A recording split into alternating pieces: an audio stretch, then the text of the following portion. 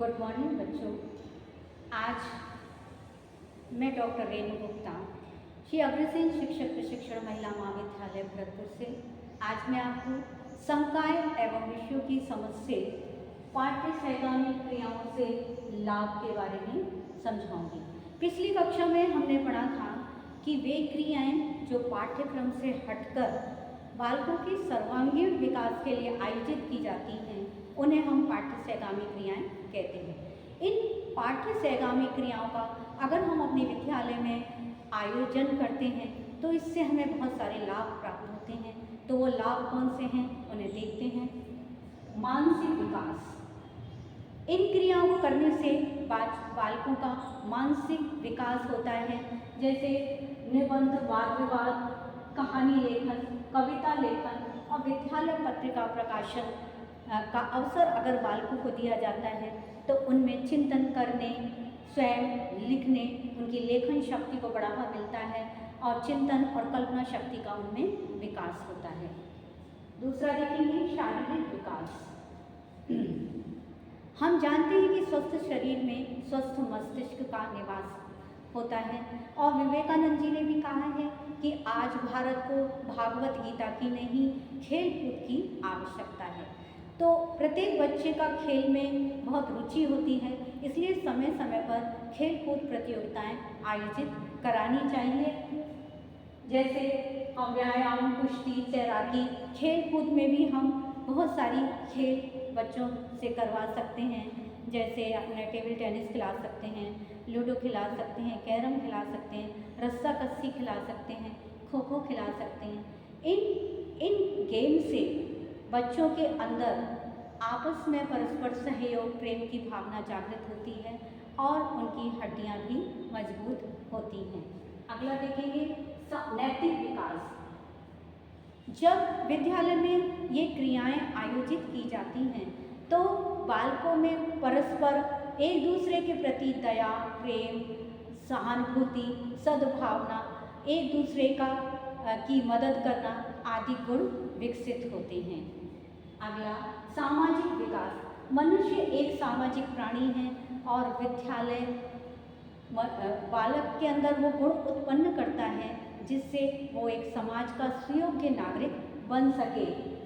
Scouting, NCC, NSS और red cross आदि के माध्यम से बालकों के अंदर परस्पर प्रेम, दया, सहानुभूति आदि गुण विकसित होते हैं। नेतृत्व संबंधी गुण।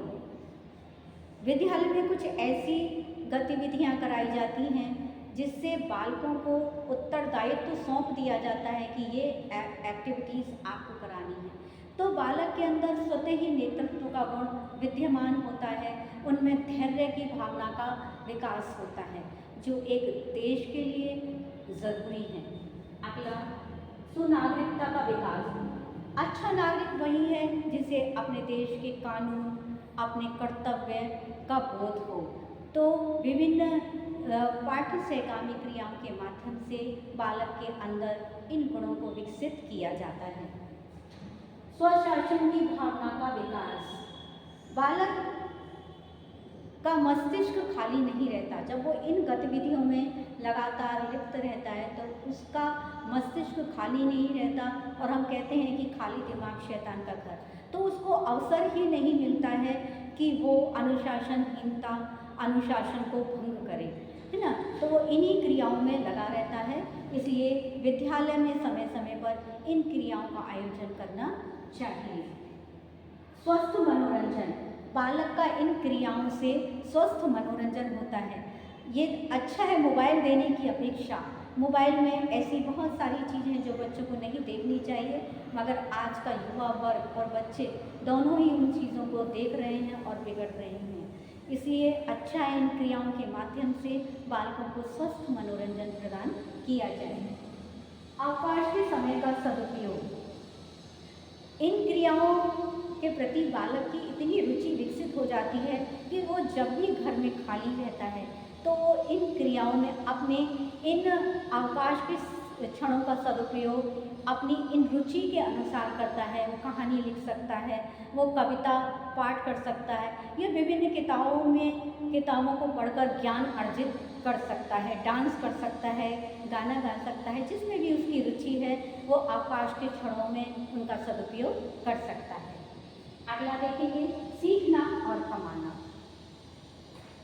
मतलब जो भी गतिविधियां विद्यालय में होती हैं, कभी कभी बालकों की रुचि उसमें इतनी अधिक हो जाती है तो वो उसको आने वाले भविष्य में अपनी कमाई का साधन भी बना लेते हैं। हम देखेंगे एक बच्चा जो अभी नृत्य करता था स्कूल में, आज वो बहुत फेमस कोरियोग्राफर बन गया है, और जो एक गाना गा रही थी लड़की वो एक अच्छी सिंगर बन गई है, या बहुत अच्छा क्राफ्ट का काम जो बच्चा करता था उसने बहुत बड़े पैमाने पर अपना बिजनेस खोल लिया है। तो ये जो गतिविधियां हैं वो बालकों के सर्वांगीण विकास के लिए बहुत ज़रूरी हैं, और विद्यालय को समय समय पर इन गतिविधियों का, इन क्रियाओं का आयोजन करना चाहिए। मुझे उम्मीद है आप सभी पाठ्य से आगामी क्रियाओं के लाभों को अच्छे से समझ गए होंगे। अगली कक्षा में फिर आपसे मिलते हैं, तब तक के लिए नमस्कार।